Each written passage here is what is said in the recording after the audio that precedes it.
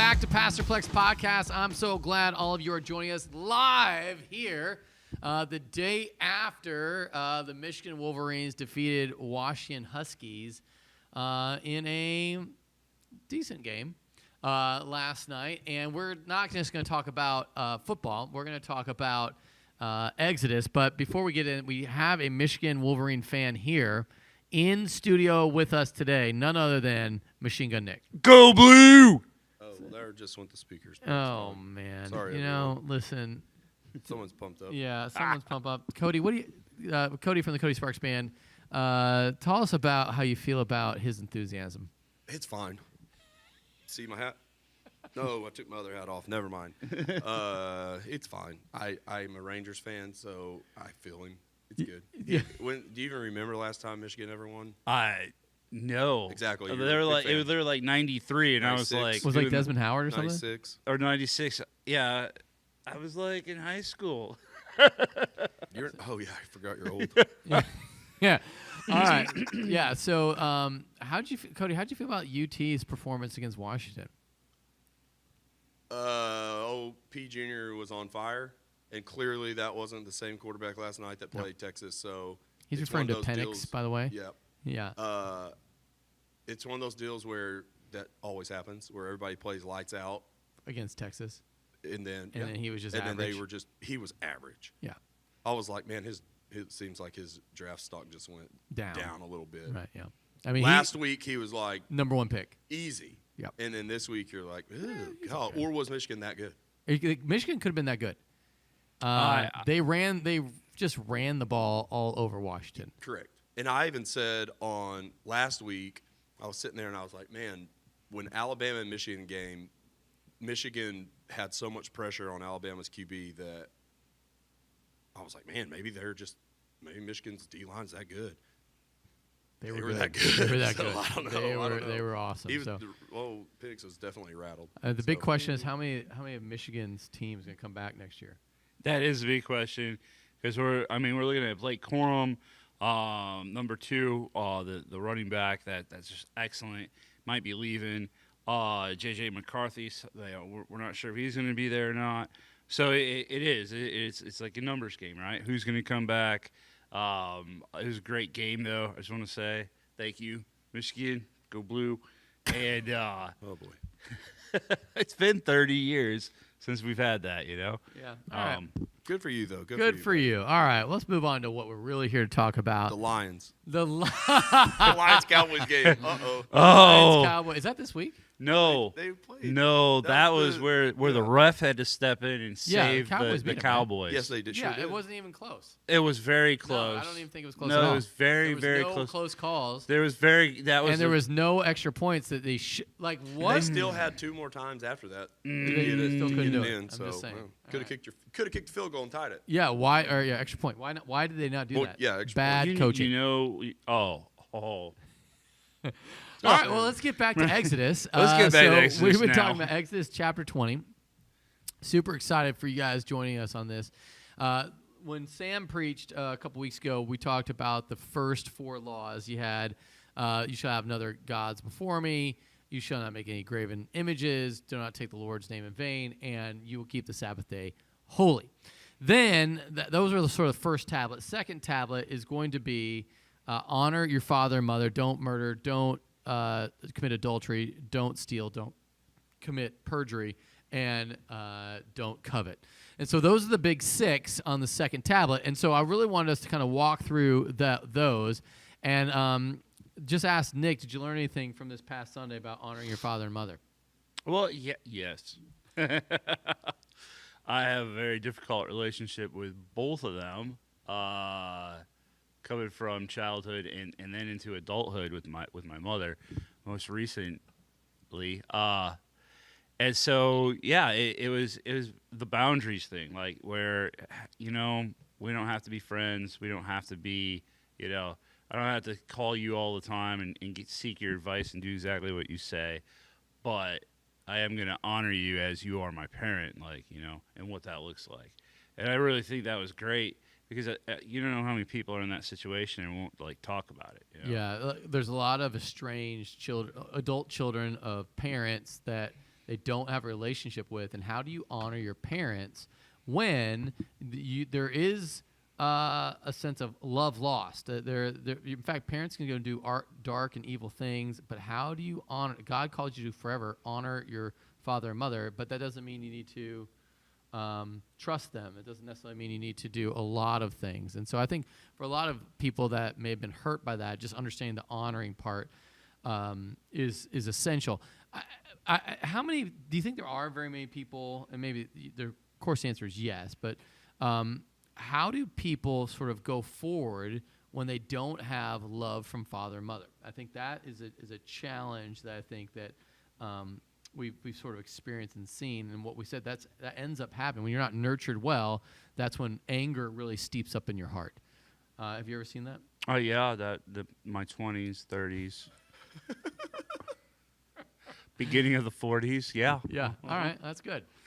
All right, so yeah, let's talk through this real quick. I think for me, when we looked at honor your father and mother, we said, what does it mean to teach that? And so there had to be somewhere in the Bible where God would say, what does it look like to kind of convey this information? Well, Proverbs 13:1 says, fathers, don't neglect your instruction. Or, the wise son doesn't neglect his father's instruction. So it was assumed that a son would be instructed by his father. And I think that was huge. And so we said that instruction was sort of like one of the just baseline. And then Proverbs 13:24, this is a classic one that gets a lot of pushback from modern people. It's the one who spares his rod hates his child, but the one who loves his child is diligent in disciplining him. And so, in other words, what we said is like there's love and discipline that's also involved with instruction. So so let's just talk that through. But then also make sure we don't leave this one out. Ephesians 6 says, fathers, don't embitter your children. Don't discipline them so much without any love or nurture that you cause them to become bitter. Mm-hmm. So what we said is that if you have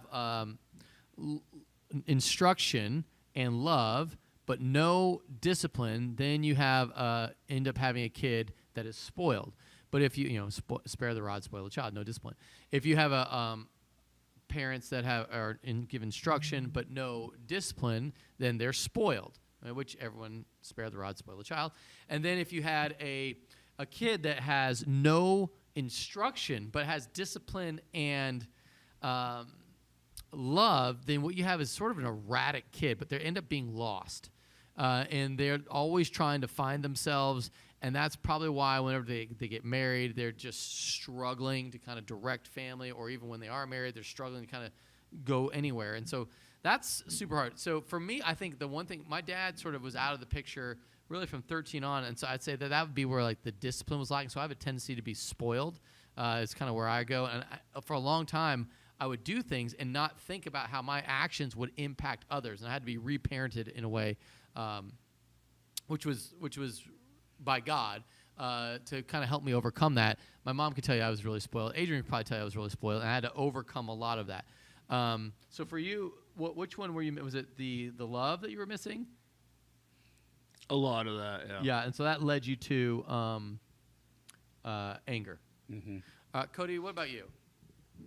I feel like I was disciplined, but there was a lack of it, Mm-hmm. and there was a lack of communication. Yeah. So getting disciplined and then the lack of talking about it afterwards was probably important that I missed out on a little bit.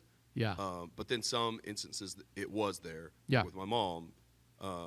With my dad, it was more like get a whooping, or I'd do something wrong or bad, and there was like the disappointment was so like overpowering on me that we didn't speak, because you could just feel like he was so disappointed, like we're just not going to talk. Oh, and that wow. was big for me. Yeah, that yeah. would help me. That was like a big thing where So communication, instruction, the instruction. That's part. exactly right. Oh wow, Yeah. that's wild. So for me with Conway, I've been very like, you're in trouble, you get a whooping or what, but also, hey, this is why, Right. and I love you. And you, over Christmas, when we were at Christmas vacation, it was later in the night, and him and his cousin were playing, running down the hall, and it was time for bed. And we went to the room, And he went back out there and ran down the hall again. But we were like, hey, this time that's enough. No more. It's time to go to bed. And he got out of bed and went to the door. And I was like, hey, I got up. And I was like, hey, if you open that door, I'm like, look at me in the eyes. If you go and open that door and you go in that hallway, you're getting a spanking. Like, this is going to happen. Yeah. Like, if you do that. And he just, like, reached at the door, opened it, and, like, walked out. And I'm like, you did this. It's so It's horrible. Well, kids just do that. They do. And They do. It's that just a is test. so. And he Conway's lost. 3, right? Yeah. So he's learning, and that's all part of it. In fact, yeah, I think with as the kids get older, you're having to really bring more understanding, more communication. It moves from high control to more coaching. At the same time, discipline has got to be a part of it. And boy, that is just such a hard thing to do. It is, because I felt bad. Like, I was, like, sad, and I Right. was like, I don't feel bad disciplining him, but I'm like, I felt bad because I'm like, you literally made this decision. Like, you are the one that went out there. Yeah. And Aaron's like, make sure you talk to him because you didn't communicate when you were a kid. And I was like, oh, I'm okay. I just feel bad because he wanted to do that, knowing what was going to happen. Right. And I hug him, love you. Yeah. This is why that happened, because we told you no and you did it anyways. Right. So 3s are fun. Yeah. They just keep getting better and better.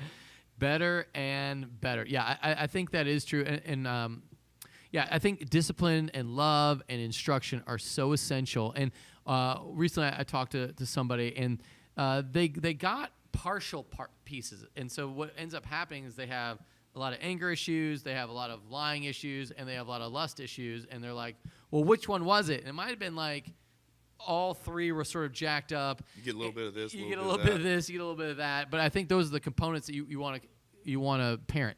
As parents, it's when you sort of read that or see that, you're just sometimes there's a feeling like there is no way I'm going to be able to do this well, and I'm afraid I'm going to leave my kid scarred or messed up. And I think the reality is that God is sovereign. He knew what parents to put children with, and so that's not a mistake. What we can sort of think of is like we can kind of, as parents, we can go victims. I'm just victims of my kid. My kid won't do what I want him to do. Or on the flip side, we can kind of go over the top. I'm going to make sure, and I'm going to do everything perfect. And then you get shocked when your kid rebels later on. And I think that's super hard. I think in the 80s, 90s time frame for Christian parents was tough. And I think that those times are coming back again, which is sort of wild. Is that like the high control parenting was totally in vogue.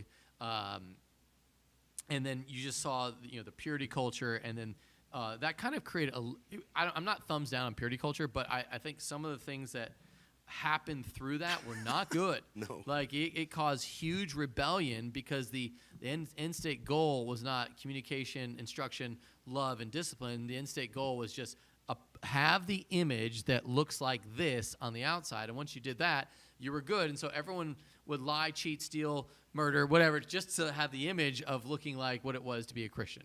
I think that's what was super hard in that time frame. What exactly was purity? If you haven't had your purity ring thrown at you by your mother because she thought you lost your virginity, you haven't lived yet. Yeah, explain purity culture. What especially as is one that purity you kind of grew ring? up in. I Oh, kind of missed it golly. because my parents were not into Yeah. purity culture, but So it was like sex can wait. You pledged like your virginity to God. That kind of, oh man. Now I'm trying to think back, and all these like memories are going up. I mean, there was What the was Joshua Harris I was trying to book, think of all the. There was I Kissed so, Dating Goodbye. Yeah, there you were know. so many different ones of it, but basically it was just like sex can wait till marriage, and you would pledge make an agreement with God that you would wait, and then they would give you like you go through this course, and then they give you a purity ring that was you wear that ring, and when you get married, you take that ring off and put your wedding ring on, and this just says you're waiting. So it, in many ways, it was awesome, and I think Right. the heart behind it was so great. I think what happened, and correct me if I'm wrong. I think our culture now. I've already had the sex talk with my 10-year-old, 8-year-old, 6-year-old, and my 4-year-old. As soon as he understands, don't look at private parts, don't touch private parts, like that. He understands that reality. We haven't gotten to like We haven't gotten to don't hit other men in private parts yet. right. Yeah. Gosh. Yeah. Yeah. Anyway, so what happens with that is because there wasn't conversation that was as ubiquitous as it is today around the things of sex and boundaries in sex. I think back then all it was like, we've got to put this ironclad rule because clearly everyone's having babies out of wedlock. This is a mess when you do something. But they didn't have any instruction or of training to go alongside it. And, it was very hard and didn't feel very grace-filled. And so, although clearly the people that wrote the material, I'm sure back then, although Joshua Harris is apostate now and doesn't believe in God and got divorced and it's a complete disaster. But he was kind of at the forefront and probably be the poster child for what happens when there is no grace involved in instruction. So one of the things I tell my kids, especially because porn is ubiquitous, and so he's in 5th grade and he goes to public school. And so kids talk about porn all the time. And I go, listen, do not look at that. But if you do, tell me. Because if you tell me, I can pray for you. We can start the healing process. There's no anger involved. I know the temptation is huge, but if you look at it, it is going to wreck you. And so on the one hand, I want you to fear God enough that you wouldn't do that because it's for your own good. On the other hand, I want you to understand that you come to me with the problems. Don't run from me. Yep. And because one of the things that as kids get older, the things you want to train is run to the Father, God. Don't run away from him. Because what happens, usually when people have like a bender on a Saturday night, they're thinking, I got to stay as far away from church as possible. But what we want people to do is run to the Father, not away. So, how do you think about that, Machine Gun Nick? Keep all my benders on Friday. No, I'm boy. kidding. No. No, that's absolutely that's absolutely correct because, as you know, in my life, it's gotten bad, and I've learned to lean in, probably doing everything like I usually do the hard way, which is, I tried running and it didn't work. So yeah, leaning in is the better way to go, and it's blessed me. It's got many times over, and just try not to have benders all the time. That's right. That's good. And the more you lean in, the less you're gonna find out you don't want that in your life. Right. Which is what I thought was insane because I was like, there's no way I'm not gonna want to go drinking with the boys all the time. No, like I go and do it, and I'm like, this doesn't feel. I gotta go. Nice. That's one of my favorite stories from our men's group, and one of my guys I pushed so hard on, just come, don't run from it, run to him. Yep. I was like, he's already chasing you. You're good. Don't run from it. Right. Just run to it, and I would just be like, just come to church. It's okay. Yeah. Well, we went out all night. It doesn't matter. Just show up. Come on. Show up. You're loved. We want you here. They're going to get something when they're here. If it's like a 2-liner from you or if it's worship or something, they're going to get something from being here. But my favorite is one of the guys came after a bender, and I went in the bathroom, and this certain person was throwing up in the bathroom at church. And I was like, I'm so glad you're here. Yeah, way to go. Don't care. Good job. Yeah, way to go. Sweet. And he had ended up telling me that was one of the most important Sundays that he ever came here, and he got the most out of it. So, yeah. So let's go back to the purity culture thing, and not that I'm anti-purity culture, because I think the heart was right, the execution was probably poor, but I think this thing of a standard that's really good and holy and righteous is kind of what we want to be aiming for always with children and with even as grown men. But you are a proxy for God as a parent. And I think I talked about that a little bit. And what that means is you are standing in the place of God. You are the tangible expression of who God is and the way he loves us. And what happens, I think in the boomer era, they didn't talk about feelings. Like, they were products of World War II veterans for the most part. And in an age where, image was everything, I feel like probably many of you are way too young to know this, but Andre Agassi back in the day for an Icon camera, whatever, image is everything. And that was that. He couldn't have said boomer more than that. And I think what happened is that when the purity culture came, they thought, we need this, because clearly there's people that are doing the wrong thing. And so then what happened is the response to was this knee jerk, which was the right correction in terms of instruction. But what happened is they didn't communicate both love and truth. Correct. Grace, truth, mercy, truth. And I think when you do that, that's what scars kids from church, because they're like, all they care about is the whatever. And no, we care about you. And when you're not trained on how to communicate that, you go silent treatment because you don't want to say anything because you're going to say the wrong thing, so you say nothing. And what that communicates when you say nothing is that you are bad in the doghouse, and that's not good. And then what ends up happening is so that you never have to suffer that again because you're not getting the instruction, you end up lying, or you end up like sort of getting lost in who you are because you don't know firmly, rightly, or wrongly what happened. And even dads that are like over the top with lectures and instruction, it was helpful to kind of know where you stood. And you may not have recognized the truth of it in your teenage years, but when you hit 25, you sort of like lean onto that stuff. Yeah. And that's why it's important to never give up on instruction, love, discipline, because you don't know, because God's word doesn't return void. But for the most part, parents, your word doesn't return void. Kids remember the hurts from like when they were 7, but they also remember the loves. And I think that's where I think for me, I can remember my mom's super encouragement. She's always telling me I'm great. She's at sports games, frustrated that the coach wasn't letting me play, but thinking I was awesome. That was really helpful for me as a kid. I'm sure there was positive things that your parents did. Yeah, I have both. That were also influential. What were some of those? One thing, like my dad and my parents, big fans, like of my sports career, music career, all that, always number one fans. And I loved it. And my dad was always honest about things. But I could tell that my dad was very, very, very proud. Right. In the way that he would talk about me. I would hear things and this, even in the moments where he would be mad at me for doing something or being upset, that didn't take away the fact that he was still proud of me. There was disappointment in certain actions that I did, where I could tell probably as a father you would be disappointed in your kid. Yeah. But I knew that he loved me, and I knew even though the lack of communication was there, it took me until I was 32 to realize that I had like an issue and like these heart wounds from when I was a kid, and communication and why I didn't communicate, and figuring all of these things out and going through hours and hours and hours and hours of therapy to realize, oh, shoot, okay, as a kid, this is why I hid things, and this is why I put things away and didn't have communication, and now I realize how important it is. So for me, that was a whole, circle of, oh, okay, this is that. And even now with my parents, I'm like, if something happens, I'm like, hey, we're talking about this. Like, we have good. to. Like, if you don't want to, I'm sorry, but we were going to talk about it. Yeah, and I think for me, sometimes the silent treatment aspect of things, that affected me, my natural desire with Adrian or even the boys is to like, oh, I'm going to make sure you know how bad you did by not talking to you, or pretend how much this didn't affect me.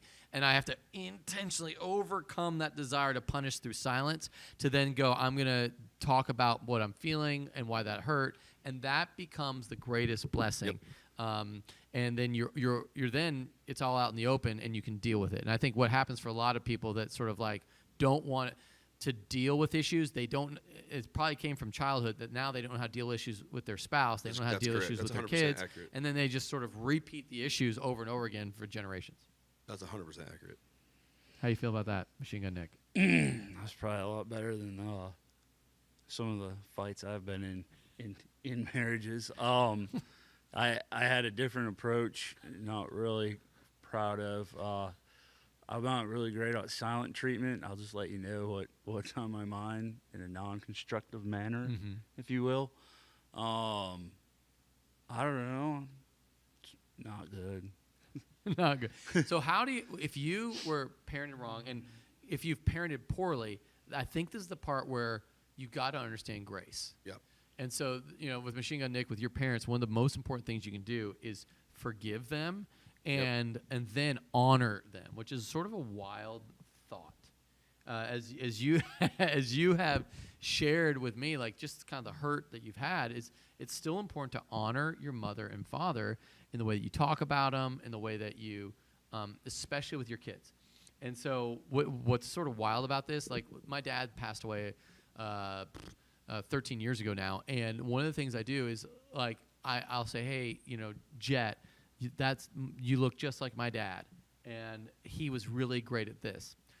Now, there's also some not so great parts about my dad, and I'll say like, I'll share with the kids, but like the best thing is like you've got some of the best attributes of me, and you got some of the best attributes of my dad. You also have some of the cruddy attributes of me, and I want to correct that. And being open about the stuff that's in you, that's sort of dark, they'll say like, oh, that's in me too. And it's wild to be that open and honest in your communication and instruction, which then allows your kid to be empathetic as they learn how to relate to you. Anyway, all that to say is like I want grace to go up the family tree as grace came down in the spiritual family tree to you through Jesus. And so I think that's part of the thing that I think I've been watching you work on. Yeah. It's difficult because we're talking things that, you say forgive, and you're like, you tell people you forgive them. You still have heart wounds. You still have right, and then I don't even this is kind of embarrassing. I don't know what right looks like, right? Yeah. So like my mom's mad at me right now, and part of it has to do with she thinks I talk to my dad more than her, and I might, like, as far as 2 to 3 conversations a year ago on the phone, or when I do go up there, I stay at his place. Well, that's because I have a key to his house. He's just like, here, whenever you're up here, stay here, and he doesn't care where I go. I'm a grown up, right? But then so now she's mad, and that's part of it. I know, and then yeah, and well, I love this. So how do you think we can heal this? Because I don't think you can fix her, but you can fix you. bingo. And the way that you can fix you is this is where Jesus on that second half of the sermon, I talked about the Sermon on the Mount, Matthew 5:21 all the way through, I think it's 48. And what he does is he lays out, if someone wrongs you, go and right them, in other words. So if someone strikes you on the one cheek, offer them the other. So in other words, because of the salvation you have from Jesus, call your mom again and make yourself vulnerable to being struck on the cheek again. Now, that doesn't mean you need to if she crosses a boundary, then you're like, hey, I think you're having some time that you need to process this. That hurts me when you say that, but I love you, and I want to try to keep doing this. Bye. And then you call her again, and you try, like, the next week, you keep calling. That's how you can sort of move the needle back from, like, we don't communicate and we just assume everybody hates each other, to I'm able to communicate my love for you, and I'm going to be doing something that I'm going to be vulnerable to you, but have a boundary so where you don't control my life. See, the where God wants us to get is where we're completely free from the control of our parents, which is why our parents' whole life, they should be instruction, love, discipline, which makes us feel empathetic, trained, and confident, so that we're ready to leave and cleave. That's the whole point of it. So when your mom or dad has opinions about your marriage, or opinions about your parenting, you can say, hey, I really appreciate those opinions, and I'll take them, duly noted, but I'm going to go this direction, and I'm totally okay with that. That's where you have a boundary. That sounds very corporate America. But it is corporate in the sense that if someone has a disagreement with you, the thing that's great about corporate America, they still know how to manage civilness. But family, you're able to say, that hurt me. You're able to say that wounded me. In fact, that's probably the best place you should go. But if you can't get to that place yet where you can say, like, it hurt me when you did this thing, then you need to start with, like, being civil. And then you move from civil to being familial. Mm-hmm. I think that's what's super hard about that. It is hard because, there's what my family trained me to do, which is basically cut you off when I don't like what you're saying. The ultimate silent treatment. Yep. And then there's what I want to do, which is you don't like the monster I am, well, you didn't apologize when you created him. So, I mean, that's two ways of that's probably not going to work out. Yeah, that doesn't. Well, in general, that will keep getting what you're getting. Yeah.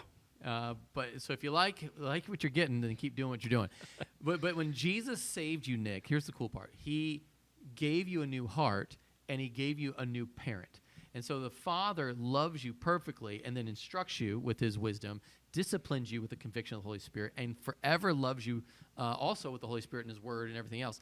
Like the family of God is around you to encourage you and said, run to him, not away from him. And so that's what you do have in God's parenting. So now your parents probably don't have that. They probably just living out in limbo, just trying to figure out life. And so the greatest gift you can give them is your presence. And that might just be hey, I feel like I'm called to be a preacher. Hey, I feel like I'm called to serve this church. And it's been an incredible experience for me. And one thing we know about being a parent, as you're a parent as well, right, is that whatever your kids are excited about, you want to hear about it. You love your kids. And so I think there is a part of that where I think even though she might be angry, you don't get angry because you don't care. You get angry because you do care. Because if you didn't care, you wouldn't even pick up the phone. You'd be apathetic. But when she picked up the phone, she didn't know who I was. I know, and you're holding on to that, and I understand that, and that's hard. And I think that's where you say, hurt me when you... Hurt people too. Hurt people. And so I'm not saying that you need to go and, like, bare your soul, but the part where you're going to have her strike the other cheek is you call her again, just say, hey, Mom, I want to check on you, and just tell you I love you. Or something along those lines to see how you're doing. Need anything? Kill them with kindness. Kill them with kindness. And then you'll put burning coals on their head. Does that make sense? Yeah. It's hard. It is hard. But that's the instruction from God. Holy Spirit will convict you.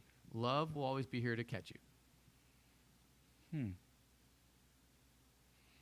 Wheels I are might have spinning. to try that because I wasn't able to call her this holiday season. I just couldn't do it. It might be time to call her. All right, so this is going to be an action point for Machine Gun Nick.